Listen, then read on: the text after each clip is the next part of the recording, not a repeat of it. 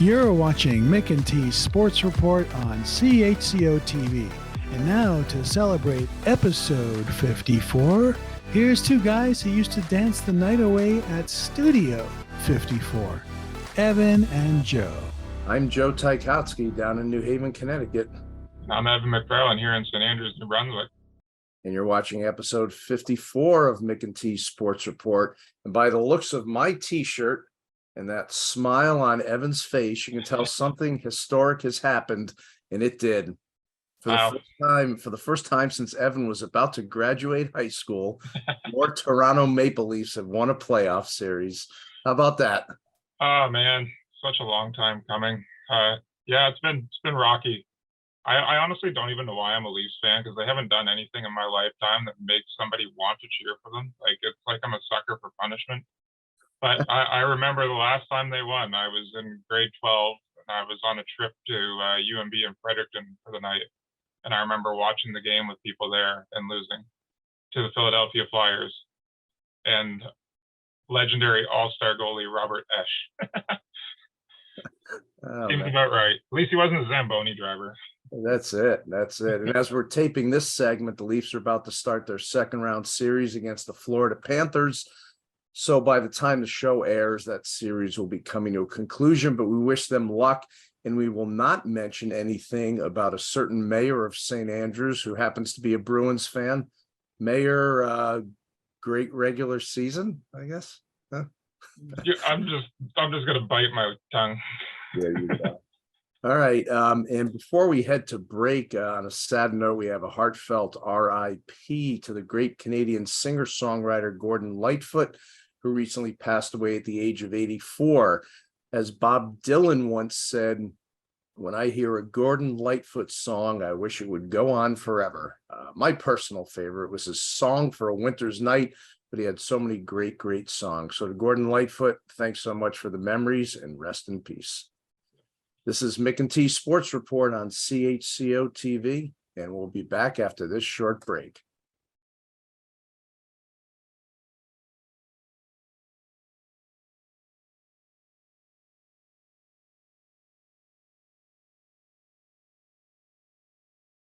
Welcome back to Mick and T's Sports Report on CHCO-TV. People often ask us how we decide which guest to interview. Well, here's how we came upon our first guest. I was in New Haven one recent Friday and picked up a copy of the Yale Daily News. The sports section had an article on the Yale men's squash team losing to undefeated Harvard, and it mentioned Harvard's captain, who happened to be from Canada. So a quick email to the Harvard coach, and he put me in touch with George Crowne. George is from just outside Toronto, and he was the captain of this year's national championship team. So without further ado, let's welcome in the pride of Iroquois Ridge High School and Harvard, George Crowne.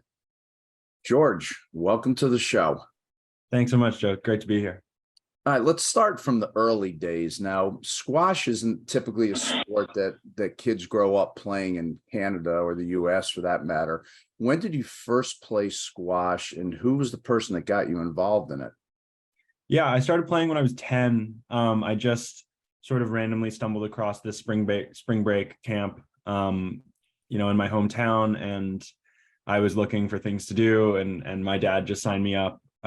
So yeah, I kind of came across the sport randomly, to be honest. And then there was a coach at that sort of athletic center for a while, and he sort of kept me involved, and he knew a lot and sort of knew the steps I needed to take to go from being a total beginner to being somewhat of an intermediate. So yeah, I would credit a lot of that to him, at least in the very early days. This year, I had a lot of ownership over the team and a lot of leadership. And I think it was down to me and my co-captain on how people trained and what schedule we were operating on. And I think to see everything come together from a leadership position meant a lot. And obviously, winning the previous years also felt really good. But I think, there was definitely a level of ownership this year that made it feel a lot more fulfilling when we managed to close it out. Absolutely. Yeah, I'm sure when it's the last go around and it's your name on the captains there, it's pretty neat. Just talking about your team in general and sort of the whole environment with college squash, what were the toughest places to play road matches during your 4 years, along with your favorite road places to play? Yeah, I mean, I think maybe a surprising answer is the two will probably be the same for me. Like I love playing in sort of really loud, aggressive environments. So there are a couple sort of places that come to mind, like Penn. Playing away at Penn is really hard. Playing away at Trinity College is really hard in Connecticut. They just bring out a lot of fans, and their arenas are very it's like very close and intimate, so you can really hear people when they're cheering, against you. I like it. It fires me up a lot. I don't necessarily play my best, but I enjoy it a lot. So You get people talking trash to you from the stands, or always. now, so is that also on the flip side what makes it a big advantage to play at home in squash? Yeah, absolutely. Our coach is very he's very intentionally respectful, and he doesn't let the crowd get too rowdy at home. So it's not so much for that reason. But when you play at home, you get to just sleep in your own bed and eat the food you're used to and play on your courts. And that's the big thing in squash, is like, especially on the glass courts, there's a ton of variance in how they play. So being able to play on your home glass court means a lot, sort of independent of the crowd. Yeah, for sure. Yeah, I guess collegiate level is a little different than the 1,800 person town I grew up in, where you just kind of pick the kids in the school to make a team. But your team consists of players from 9 different countries, including Israel, Ecuador, India, and Egypt. Communication has to be an issue at points. And second part of that question, have you ever visited anybody in their home country? Yeah, no, it's a great question. It's one of my favorite characteristics of the team right now. I think our coach is very, very intentional at recruiting internationally, and you can see that by the top 9 guys on the team this year were all from 9 different countries. Cool. So yeah, I'm pretty happy about that stat. It shows that squash is truly played like all over the world, even if it is a smaller sport. Communication, I'd say, every once in a while things get lost. Obviously, the kids who come from across the world have to maintain academic standards to get accepted. So it's not like people don't speak English. It's just, not their first language, or not even their second language, or they haven't really operated in English that much. So yeah, I mean, there's some hiccups every now and then, but people figure it out. It's never really too large of a problem. In fact, I think that the diversity it brings to the team is a lot more, and brings a lot of net positives, and the lack of the difficulty to communicate every once in a while is really not that high of a cost to pay.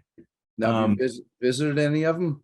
Yeah, so I visited my co-captain Marwan in Cairo last summer, and that was really, really cool. Out of the other guys on the team right now, I haven't been to any of their homes. A couple guys who graduated, like there was an English guy who graduated last year. I visited him at his home.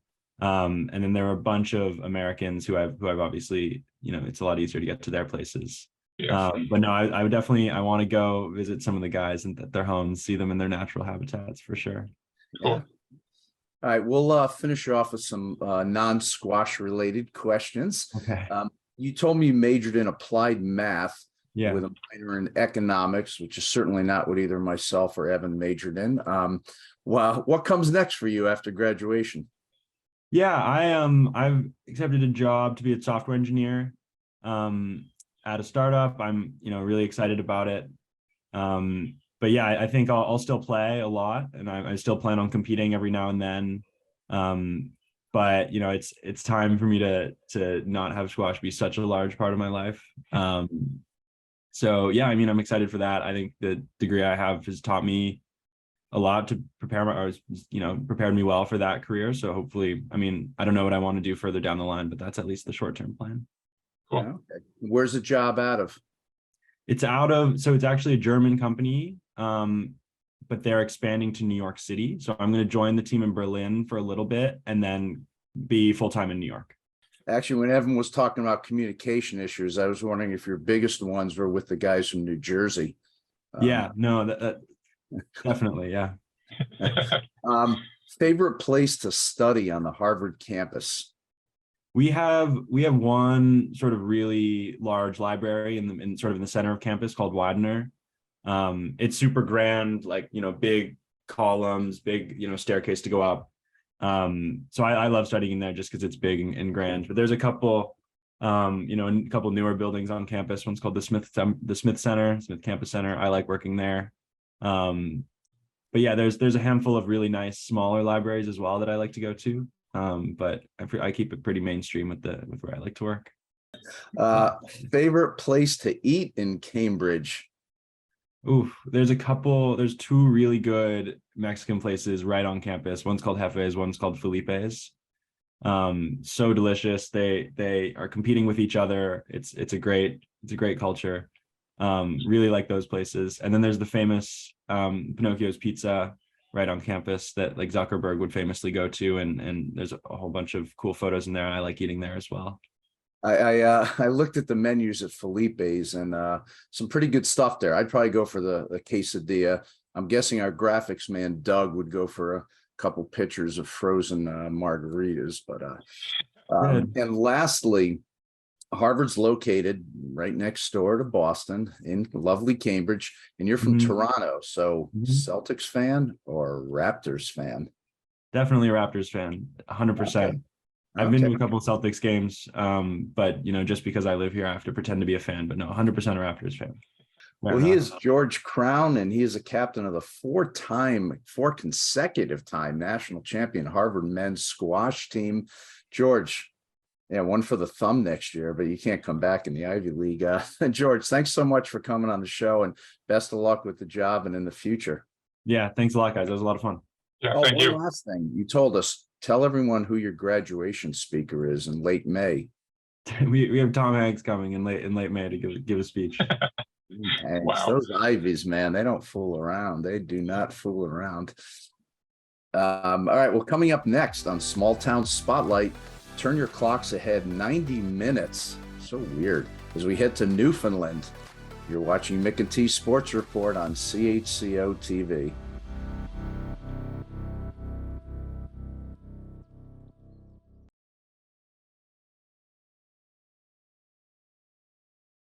Welcome back to Mick and T's Sports Report. It's time for Small Town Spotlight, and for this episode, we turn the clocks ahead 30 minutes from the Atlantic time zone and 90 minutes ahead of the Eastern time zone. Yeah, that's weird. To the province of Newfoundland and Labrador, and the town of Bonavista, population 3192, located 185 miles north of Newfoundland's capital city, St. John's. Not to be confused with St. John in New Brunswick, or St. John's University in Queens for that matter. In 1722, the first school in Newfoundland was built in Bonavista, and weather-wise, summer temps in the town only average about 59 degrees Fahrenheit or 15 Celsius. And it either rains or snows about 240 days each year. Well, you've heard enough from me. So now let's welcome in Peter Burt, co-owner of the Newfoundland Salt Company, located right in Bonavista.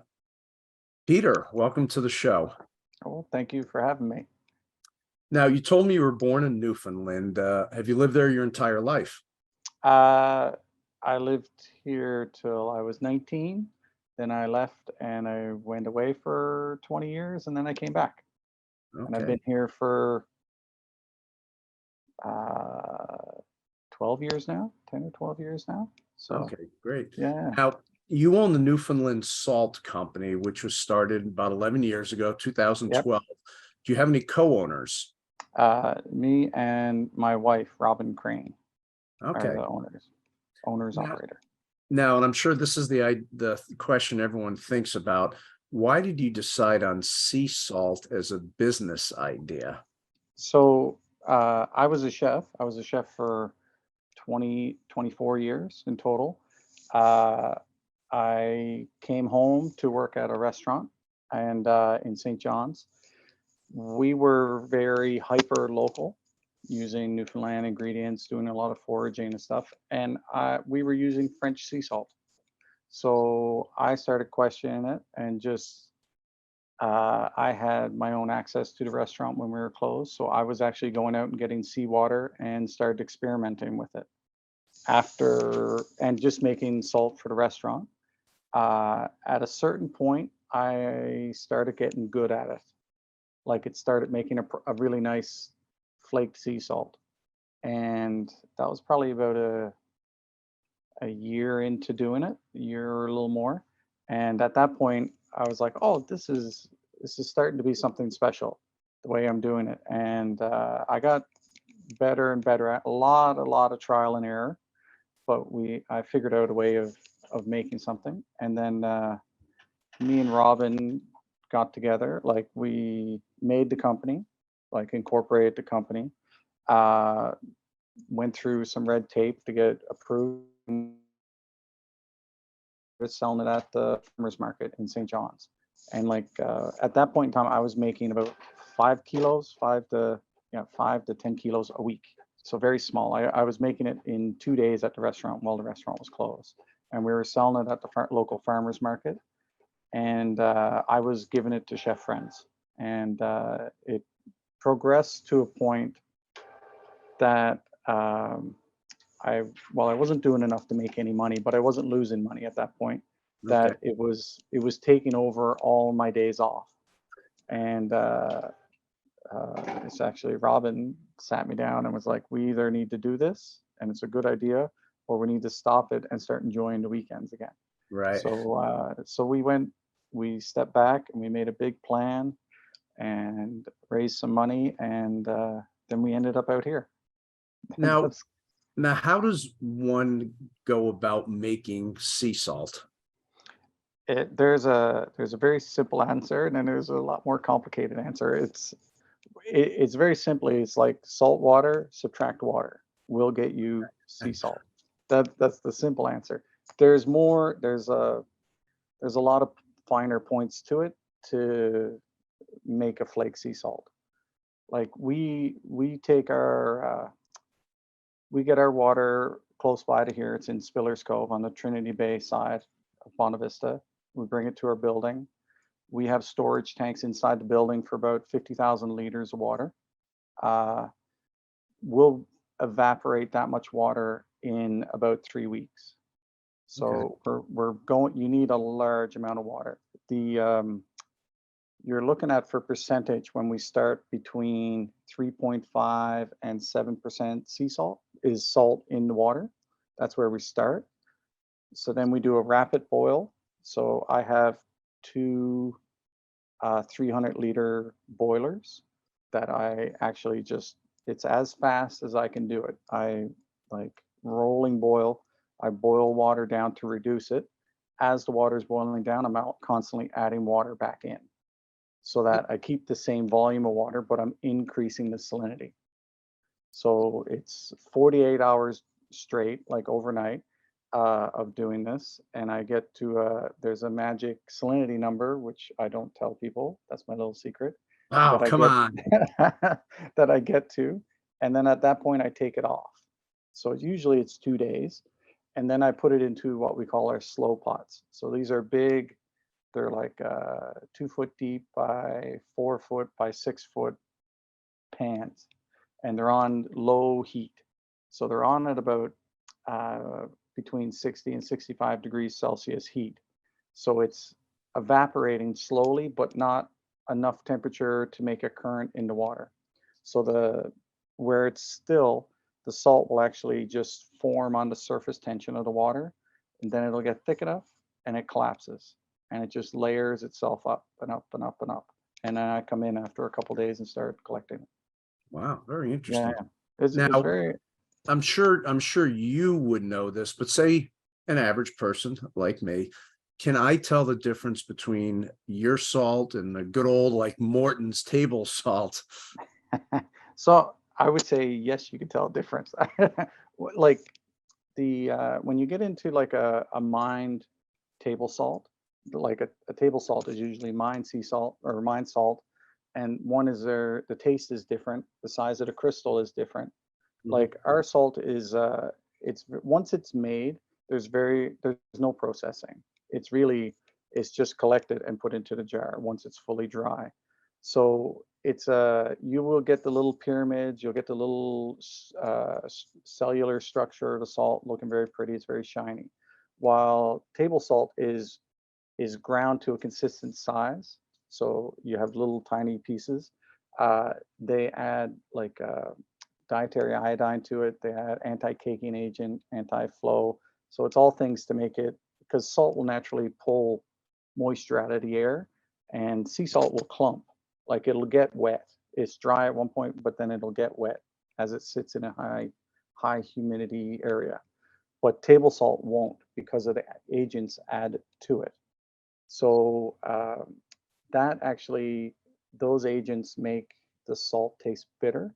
So on like Sifto or Windsor, table salts will have sugar added to them to balance that bitterness. So that is generally why if you add table salt into like a baking recipe, if it calls for a teaspoon and you put a teaspoon of sea salt, it'll taste more salty because you have more actual salt in it.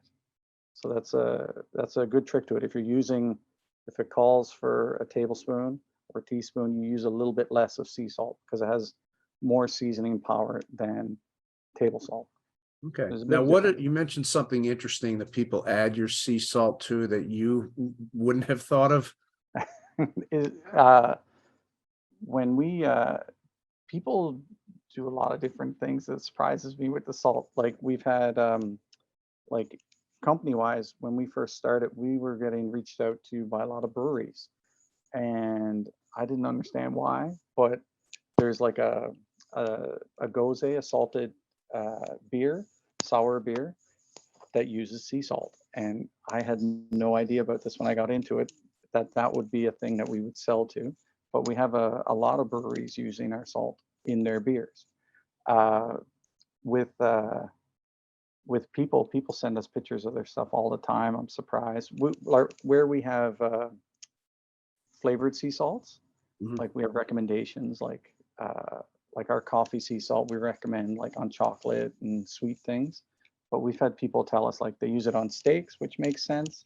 But like people use it on salmon, which surprises me. Coffee and salmon, I'm really surprised.